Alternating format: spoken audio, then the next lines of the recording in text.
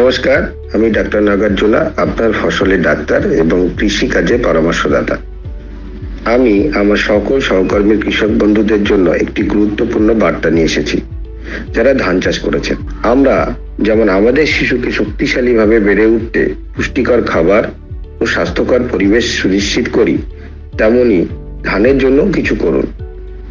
যখন ধানের চারা বেড়ে ওঠে, তখন আগাছা বের হওয়ার আগে আমাদের নিয়ন্ত্রণ করা উচিত।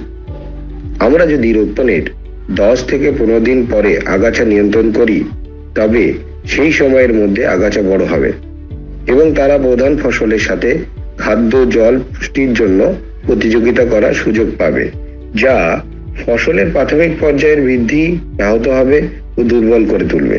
সুতরাং আপনারা ধান ফসলের আগাছা দমনের জন্য অন্তত একটি প্রাক উত্থান আগাছানাশক ব্যবহার করুন। NaCl এর এমন একটি শ্রেষ্ঠ প্রাক আবির্ভাব ধানের আগাছানাশক রয়েছে, সেটি হলো ইরেস্টং, যা দানাদার আকারে পাওয়া যায় এবং এটি ধান খেতে ব্যবহার করা খুবই সহজ।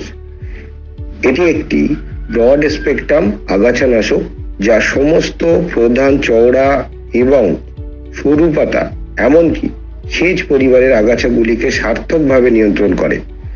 ধানের চারা রোপণে 0 থেকে 3 দিনের মধ্যে প্রতি একরে 4 কেজি হারে ইরেস্টং ব্যবহার করুন। ইরেস্টং একা প্রয়োগ করা যেতে পারে বা বালি মিশ্রণ অথবা সারের সাথে মিশ্রিত করেও প্রয়োগ করা যায়। ইরেস্টং ধানের জমি সকল আগাছা সফলতার সাথে নির্মূল করে। নাগার্জুনার ইরেস্টং কৃষকের উন্নতির সারথি।